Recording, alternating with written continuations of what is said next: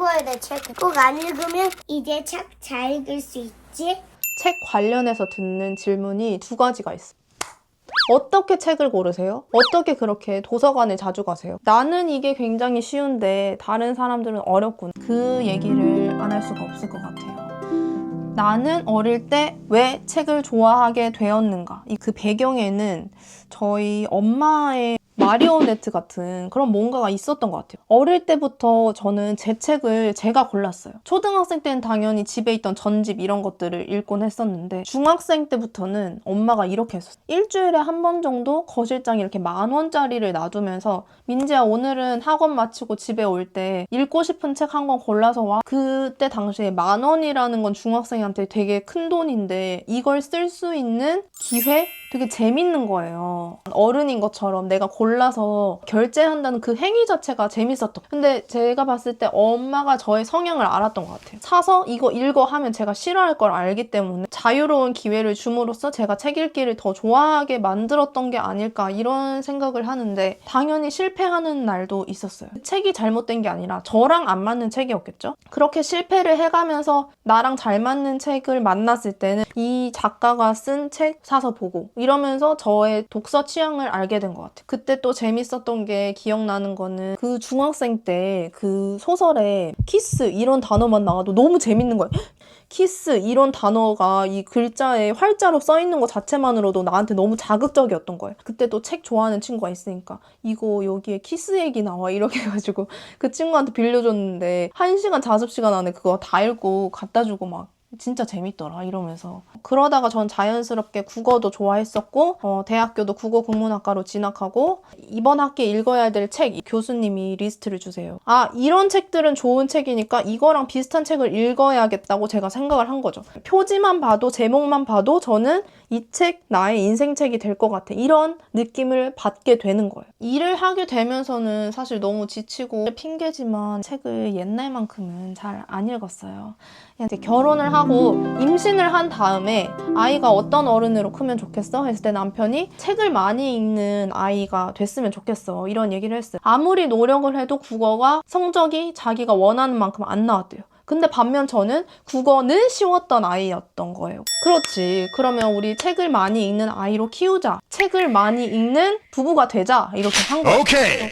자, 가족 독서 문화. 자, 가족 독서 문화를 이제 만들기 위해서는 나부터 독서를 좋아해야 돼. 그래서 나부터 변해야 된단 말이죠.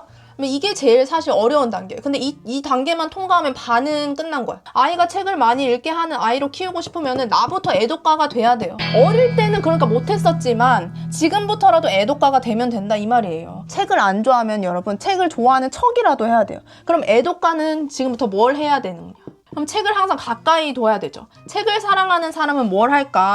등원 후 빵집에 가는 게 아니라 도서관에 가야 돼요. 아이 학원 기다리면서 대기 시간 이꼬르 독서 시간인 거예요. 그러기 위해서는 가방에 책이 있어야 되겠죠. 이게 이렇게 연결되는 거겠죠.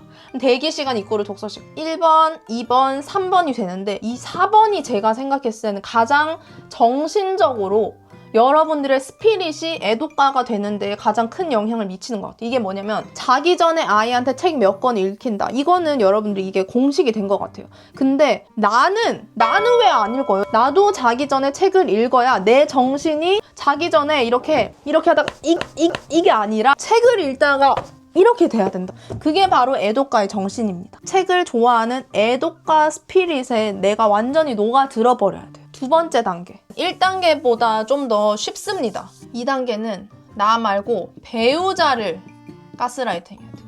애독가가 옆에 있으면 애독가 옆에 있는 배우자는 정말 쉬워요. 가스라이팅을 당할 때까지 계속 버티기만 하면 돼요. 애독가를 B라고 할게요. 그러면 우리의 목표는 A가 책을 읽고 싶게 만들어야 돼요. 이걸 꾸준히 노출시켜야 돼요. 책을 읽는 게 좋다는 건 알지만 읽기 싫다고요. 왜냐면 읽을 이유가 없으니까. 근데 배우자가 애독가예요. 죄책감이 들 수밖에 없다고요. 이렇게 생각하겠죠. 아, 나도 책 좀 읽어야 되나? 이런 생각이 생길 수밖에 없단 말이에요. 그럼 이 심리를 이용하라는 거예요, 여러분들. 이 심리를 착한 죄책감이라 해줘야겠어. 착한 죄책감이에요. 이 생각이 제일 중요한 거예요. 이 생각. 출발점이 중요한 거예요. 이 도서관과 서점이 왜 좋은지를 여름에 시원해요. 겨울에 따뜻해요. 주차도 웬만해서는 다 돼요. 무엇보다도 좀 조용해요. 이미 가스라이팅이 된 사람이라면 도서관에 이런 장점을 말해주기만 한다면 도서관 가자고 했을 때 가볼까? 이 단계까지는 온다는 거예요. 아까 장점 말했죠. 그 장점을 이 질문에 연결시키는 거예요. 더우니까 도서관 갈까? 추우니까 도서관 갈까? 요약하면 첫 번째는 배우자에게 착한 죄책감을 줘라. 범용성. 이것을 알려줘라. 이겁니다. 2단계 했던 거를 이제 아이한테도 적용을 하는 거예요. 3단계 왔을 때는 조금 더 1, 2단계보다는 실천의 성격이 더 많이 띄어요. 우리 부부는 문화부 장관이다. 이제 이 집에서 일어나는 문화에 대해서 기획을 하고 실행을 해야 되잖아요. 오늘 아침 먹고 나서 나 책 읽을 거니까 자기도 책 읽어. 아, 책이나 읽어야겠다. 이 집의 문화에서 책을 안 읽는 자기 자신만 이상한 거죠. 책을 읽으면 좋다라는 거는 뭔가 알게 된 것 같아요. 생각, 그런 표현을 하던데 엄마랑 도서관에서 빌려오는 책, 유치원에서도 빌려오는 책, 엄마 아빠랑 가끔 서점 가서 사는 책, 이렇게 책을 많이 읽잖아. 어떻게 돼? 나중에 어린 됐을 때 공부도 잘해. 공부? 그거 누가 얘기해줬어? 생각도 잘해. 예전에 읽었던 것도 생각 잘해. 공부가 뭐야? 쓰는 거, 그리는 거. 아, 그리는 거 잘하는 사람 되고 싶구나. ABCD 쓰는 거. 왜 그게 잘하고 싶어? 그러면 다음에 또তো 쓸 수 있잖아. S는 내가 안 보고 쓸 수 있어. A도 안 보고 쓸 수 있고 C도 D도 H. 책을 많이 읽으면 공부를 잘하게 된다는 건 누가 얘기해줬어? 몰라, 아니 그건 친구들이 알려줬어. 친구들이랑 그런 얘기를 했구나. 누가 자꾸 전달해 줄까? 난 자유놀이 씨 같아. 자유놀이 시간에 너희끼리 그런 얘기를 했어? 하연이랑 수윤이랑 나. 그 마지막에는 내가 했어. 그러면 이제 책 잘 읽을 수 있지? 그렇게 했어, 친구들한테? 응.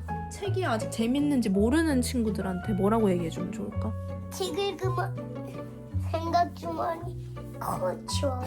읽어야 돼, 책은. 꼭 안 읽으면 생각 주머니가 연계 남아. 연계가 돼?